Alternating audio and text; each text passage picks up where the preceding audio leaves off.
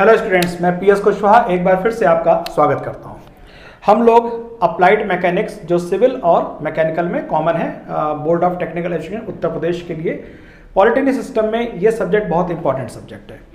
First year के बच्चों के लिए मैथमेटिक्स, अप्लाइड मैकेनिक्स, ड्राइंग जो है थोड़े से टफ सब्जेक्ट पढ़ते हैं। तो अप्लाइड मैकेनिक्स हम लोग ने सीरीज शुरू करी है और इसके पहले आपका चैप्टर नंबर 1 इंट्रोडक्शन 4 एपिसोड में खत्म हो चुका है और आज हम शुरू करने जा रहे हैं अप्लाइड मैकेनिक्स का एपिसोड नंबर 5। अब एपिसोड नंबर 5 में होगा क्या? एपिसोड नंबर 5 में होगा चैप्टर 2। जी हाँ, chapter 2 we are beginning in the episode number 5 और इस चैप्टर का नाम है laws of forces. So we are going to start chapter number 2 of applied mechanics. The name of the chapter is laws of forces. तो इसको तुरंत शुरू करते हैं। laws of forces में हम सबसे पहले यहां पढ़ेंगे न्यूटन के 3 नियम, जो फोर्सेस के लिए न्यूटन ने 3 नियम दिए। Number 1, law of inertia. कोई वस्तु जिस अवस्था में है उसी अवस्था में रहेगी जब तक उस पर कोई एक्सटर्नल फोर्स ना लगाया जाए। तो कोई पिंड अगर रुका हुआ है तो रुका रहेगा जब तक उसको बाह्य बल लगाकर वहां से विस्थापित ना किया जाए। तो this is known as the law of inertia and this property is known as inertia. Inertia को हिंदी में कहते हैं, इसको हिंदी में कहते हैं जड़त्व। तो इसको हिंदी में जड़त्व का नियम भी कहते हैं। तो जड़त्व का नियम आपने समझ लिया। Now we come to the second law of Newton for the forces. Second क्या है? Rate of change of linear momentum is directly proportional to force. क्या तात्पर्य है इसका? रेखीय संवेग परिवर्तन की दर बल के समानुपाती होती है। रेखीय संवेग परिवर्तन की दर। तो P is the linear momentum and T is the time. तो dp अपॉन dt क्या हो जाएगा? dp upon dt will be the rate of change of momentum और ये वैल्यू फोर्स के डायरेक्टली प्रोपोर्शनल होगी। अब मान लीजिए इनिशियल वेलोसिटी u थी, फाइनल वेलोसिटी v थी, तो final momentum mv, initial momentum mu। तो final momentum mv minus initial momentum upon time, m common ले लिया, v minus u upon t। और आपको ये पता है इस फॉर्मूले के लिए मैं यहां पे लिख दे रहा हूं v is equal to u plus at। जो गति के 3 नियम थे उसमें जो पहला नियम था v is equal to u plus at, तो अगर u इधर लाएंगे तो v minus u upon t कर देंगे तो एक्सेलरेशन a बचेगा। इसके स्थान पर हमने लिखा है a। So force is equal to mass into acceleration. ये बात आपको याद रखनी है। तो फोर्स जो होता है वो द्रव्यमान और त्वरण का गुणनफल होता है। द्रव्यमान का यूनिट होती है किलोग्राम, एक्सेलरेशन की मीटर पर second square and this is known as newton. So newton is the SI unit of the force. और इसका अगर हम डायमेंशन फार्मूला लिखें, इसकी विमाएं लिखा, इसका विमीय सूत्र लिखें तो दिस इज mLT-2। और ये मैंने आपको लेक्चर 1 में उसमें बता दिया था, चैप्टर 1 में, कि 1 किलोग्राम फोर्स जो होता है 9.8 न्यूटन होता है। और यहां बहुत से बच्चों को कंफ्यूजन होता है, वो समझते हैं कि 1 न्यूटन बराबर 9.8 kilogram force. No, 1 kilogram force is 9.8 newton. तो यहां पर हो गए न्यूटन का पहला नियम, लॉ ऑफ इनर्शिया हो गया। न्यूटन का दूसरा नियम F is equal to ma या F is directly proportional to dp upon dt, rate of change of momentum. ये हो गया। Now it is the third law. Third law जो है ये आप लोगों ने क्रिया प्रतिक्रिया के नियम से इसको पढ़ रखा है, action reaction law, that every action has equal and opposite reaction. प्रत्येक बल का उतनी ही मात्रा का और बल की विपरीत दिशा में एक प्रतिक्रिया बल सदैव होता है और यह सदैव होता है। अर्थ और सन के बीच में ग्रेविटेशनल अट्रैक्शन फोर्स है। किस फॉर्मूले से दिया जाएगा? यहां पे लिख लेते हैं, gravitational attraction force between earth and sun. तो ये रहा capital G mass of sun, mass of earth और अर्थ और सन के बीच की डिस्टेंस का स्क्वायर। बच्चों अर्थ और सन एक दूसरे पर इस वैल्यू से, अभी आप जी की वैल्यू रखेंगे 6.67 10 की पावर -11, सन का मास रखेंगे 2 × 10⁻30, अर्थ का मास रखेंगे 6 × 5.6 होता है समथिंग 10 की पावर 24, और ये डिस्टेंस रख देंगे 1.5 10 की पावर 11 स्क्वायर कर देंगे। ये जो वैल्यू आएगी, इतने फोर्स से अर्थ सन को अपनी ओर खींच रहा है और बदले में सन अर्थ को अपनी ओर खींच रहा है। सो एक का एक्शन दूसरे का रिएक्शन बन जाता है। सो आप एक बात और समझिएगा, बड़े पते की बात बता रहा हूं कि फोर्सेस, प्रकृति में फोर्स हमेशा जोड़े में ही एग्जिस्ट करते हैं। Forces always exist in pair. कोई बल ऐसा नहीं हो सकता जिसका जोड़ीदार ना हो, और वो जो जोड़ीदार होता है वही उसका प्रतिक्रिया बल कहलाता है। कैसे होता है, लेट अस सी। सपोज करिए एक ये समतल है, समतल के ऊपर एक ब्लॉक रखा हुआ है और ब्लॉक का मास m है। ये हॉरिजॉन्टल है तो ब्लॉक का जो वेट होगा mg वो वर्टिकली डाउनवर्ड काम करेगा। तो mg जो वर्टिकली डाउनवर्ड काम कर रहा है वो कौन है, वेट ऑफ द ब्लॉक, या हम कह सकते हैं force applied by the block किस पर, ऑन द टेबल। तो बदले में टेबल क्या रहेगा, चुपचाप बैठेगी, टेबल भी कहेगी हम भी शुरू हो जाते हैं। And this is the reaction force by the table, and this reaction force by the table on the block, action by the block on the table. इस R का मान, रिएक्शन फोर्स का मान इसके बराबर है। देखिए R बराबर mg, एक बात, लेकिन दिशा इस mg के विपरीत है। mg वर्टिकली डाउनवर्ड है और R की वैल्यू वर्टिकली अपवर्ड है, राइट। सो दोनों यहां पे कंडीशंस फुलफिल हो गई।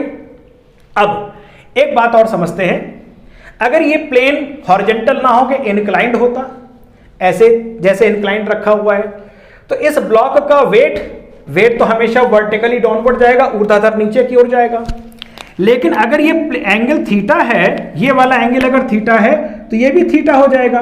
तो इसका एक कंपोनेंट ऐसा होगा, वेट का एक कंपोनेंट ऐसा होगा जो इस नत समतल के लंबवत कार्य करेगा, mg cos थीटा। और ये जो इंक्लाइंड प्लेन है इसका रिएक्शन फोर्स इस mg cos थीटा के विरोध में होगा और mg cos थीटा के बराबर में भी आएगा। Therefore, reaction forces are always opposite to the action forces and magnitude is equal to the action forces. एक बात आप यहां पे नोटिस करिए कि इस mg का एक घटक ये भी होगा, आप लोग सवाल लगाते हैं mg sin थीटा भी होगा, और अगर इस पे फ्रिक्शन है तो यहां पे फ्रिक्शन भी आएगा। अभी फ्रिक्शन हम पढ़ नहीं रहे इसलिए फ्रिक्शन की बात नहीं करेंगे। अगर होगा और ये ब्लॉक नीचे सरकने का प्रयास करता है तो ये फ्रिक्शन ऊपर की ओर जाएगा। कुल मिला के mg sin थीटा है, mg है, mg cos थीटा है, फ्रिक्शन भी काम कर रहा है, लेकिन ये बल रिएक्शन की वैल्यू mg cos थीटा के बराबर क्यों है, R की वैल्यू mg के बराबर क्यों है। रिएक्शन फोर्स जब भी कोई सरफेस लगाती है, थंब रूल बता रहा हूं, रिएक्शन फोर्स जब भी कोई सरफेस लगाती है तो हमेशा उस फोर्स के अपोजिट होता है जो फोर्स उस सतह पर परपेंडिकुलर लग रहा है। So mg is perpendicular on this table, तो R की वैल्यू mg के बराबर। mg cos theta is perpendicular on this inclined plane, इस नत समतल पर mg cos थीटा लंबवत है तो R की वैल्यू mg cos थीटा के बराबर है। और इस तरह की सिचुएशन आपको मैकेनिक्स में आगे बहुत सारे मिलने वाली हैं। ये फंडामेंटल्स आपके लिए क्लियर होना आवश्यक थे। आगे आते हैं। Our next topic is characteristics of force. बल के चारित्रिक गुण क्या क्या होते हैं, व्हाट आर द कैरेक्टरिस्टिक्स, क्या क्या उसके गुण होते हैं। कैरेक्टरिस्टिक्स का मतलब गुण कितने होते हैं, क्या क्या गुण होते हैं। पहला मैग्नीट्यूड, यानी जो फोर्स होता है उसमें एक तो हो गया उसका परिमाण, उसकी मात्रा, कितना बल, दूसरा उसकी दिशा, पॉइंट ऑफ एप्लीकेशन, बिंदु जहां पर फोर्स क्रिया कर रहा है, लगाया जा रहा है। लाइन ऑफ एक्शन, बल की क्रिया रेखा। आइए इसको समझते हैं। यहां पर एक ये ब्लॉक है, इस ब्लॉक पर एक फोर्स लग रहा है 10 न्यूटन का। तो पहली चीज, फोर्स लग रहा है 10 न्यूटन का, ये क्या हो गया, इसका हो गया परिमाण। तो भाई फोर्स लग रहा है, कितना फोर्स लग रहा है, पहले आपको बताना पड़ेगा कितना फोर्स लग रहा है। तो ये 10 न्यूटन हो गया। दिशा, डायरेक्शन क्या है, ये डायरेक्शन है। कैसे बताएंगे, बोले साहब हॉरिजॉन्टल के साथ इस फोर्स ने इतने डिग्री का कोण बना रखा है, इतने कोण पर ये फोर्स लग रहा है। और कौन सी दिशा हो सकती है, vertical upward, vertical downward, horizontal इस तरफ, हॉरिजॉन्टल इस तरफ, हॉरिजॉन्टल के साथ बोले साहब 30 डिग्री पर इधर की एक फोर्स लग रहा है, से 16 न्यूटन का फोर्स लग रहा है। So force always has certain direction.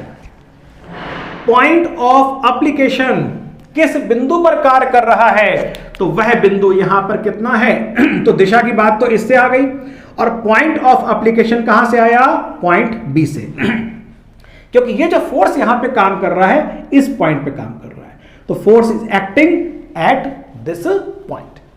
और सबसे महत्वपूर्ण, बल की क्रिया रेखा।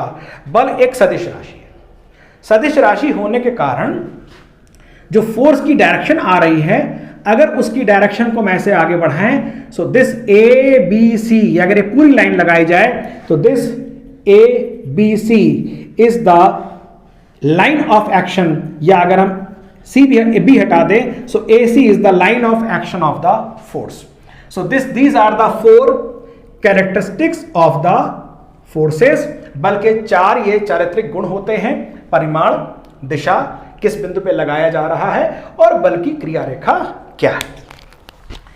अब हम अगला टॉपिक देखते हैं, फिजिकल इंडिपेंडेंस ऑफ फोर्स। बल की स्वतंत्रता क्या है, फिजिकल इंडिपेंडेंस का मतलब क्या है। So let us see, a body में B under the action of many forces. कोई एक पिंड है और इस एक बॉडी है, अब इस बॉडी पर एक फोर्स F1 काम कर रहा है, एक फोर्स ये काम कर रहा है F2, और एक ये फोर्स काम कर रहा है F3। So there are 3 forces F1, F2 and F3 are acting on this body. अब इस पर बॉडी पर जो असर होगा इन तीनों का परिणामी होगा, लेकिन अगर हम इसमें से F2 हटा दें और F3 हटा दें तो क्या F1 भी अपना काम करना बंद कर देगा? नहीं, F1 जो है ठीक उसी तरीके से अपना काम करता रहेगा जैसे पहले कर रहा था। क्या मतलब हुआ, F1 की क्रिया जो हो रहा है, F1 अपना जो असर पैदा कर रहा है इस बॉडी पर, वो F2 और F3 के लगे होने अथवा F2 और F3 के ना लगे होने से स्वतंत्र है, इसका उस पर कोई फर्क नहीं पड़ता है। ये इन दोनों के होने अथवा इन दोनों के ना होने से इंडिपेंडेंट है, इस पे कोई फर्क नहीं पड़ता कि ये दोनों यहां पर मेरे सहयोग में है अथवा नहीं है, ये अपना एकला चिलौरे अपना एक काम करता रहता है। तो forces have independent nature. So the effect of each force, प्रत्येक बल का जो प्रभाव होगा, is independent as there is no other force. तो प्रत्येक बल का जो प्रभाव होगा इस प्रकार का होगा कि जैसे वहां पे कोई दूसरा फोर्स है ही नहीं। And this concept is known as physical independence of the forces. Force के बारे में एक बात और जान लीजिए, 2 तरह के फोर्सेस होते हैं, कॉन्टैक्ट फोर्स और नॉन कॉन्टैक्ट फोर्स। संपर्क वाले बल और बिना संपर्क वाले बल। आपने अपने मित्र को हाथ से पकड़ के खींच लिया, कॉन्टैक्ट फोर्स, लेकिन आपका मित्र आपके बुलाने पर आ गया, it is a non contact force. तो वो फोर्सेस जिसमें फिजिकली कॉन्टैक्ट के साथ बल लगता है उसको हम कॉन्टैक्ट फोर्स कहते हैं, संपर्क वाले बल कहते हैं। और वो फोर्सेस जिसमें कॉन्टैक्ट नहीं हो रहा फिर भी फोर्स काम कर रहा है उसको नॉन कॉन्टैक्ट कहते हैं। एग्जाम्पल, रस्सी में किसी बॉक्स को बांधकर खींचना, कॉन्टैक्ट फोर्स। किसी बॉक्स को धक्का देना, कॉन्टैक्ट फोर्स। एक पिंड को उठा के एक जगह से दूसरी जगह रख देना, कॉन्टैक्ट फोर्स। चेन की पुलिंग, रोप की pulling, all these are the examples of the contact force. But what is the non contact force? All those forces, but force exist there but there is no contact between these two bodies, like gravitational force. Sun और earth एक दूसरे पर force लगा रहे हैं, अर्थ और moon एक दूसरे पे फोर्स लगा रहे हैं, but these all are the non contact force. ये पेन मैंने उछाला और मेरे हाथ में आ गया, नीचे क्यों आया? क्योंकि ग्रेविटी इसको खींच रही थी मतलब फोर्स लगा रही थी, और ग्रेविटी ने अपनी ओर खींचा, फोर्स लगाया, non contact force. Electrostatic forces, जो आवेश होते हैं, चार्ज, इलेक्ट्रॉन प्रोटॉन, इनके बीच में अट्रैक्शन फोर्सेस होते हैं, तो ये भी नॉन कॉन्टैक्ट फोर्स है। मैग्नेटिक फोर्स है, चुंबकीय बल, एक चुंबक दूसरे चुंबक को खींचता है, एक चुंबक लोहे को अपनी ओर खींच लेता है। तो जब खींच रहा होता है, जो फोर्स काम कर रहा है, इसमें कांटेक्ट नहीं है, it is a non contact force. तो हमने आज इस एपिसोड नंबर 5 में, ध्यान रखिएगा, अप्लाइड मैकेनिक्स में जो एपिसोड की सीरीज है वो बढ़ती जाएगी। सो chapter number 2 starts with episode number 5, और नेक्स्ट एपिसोड में आएंगे इस चैप्टर के अगले हिस्से में। Thank you very much.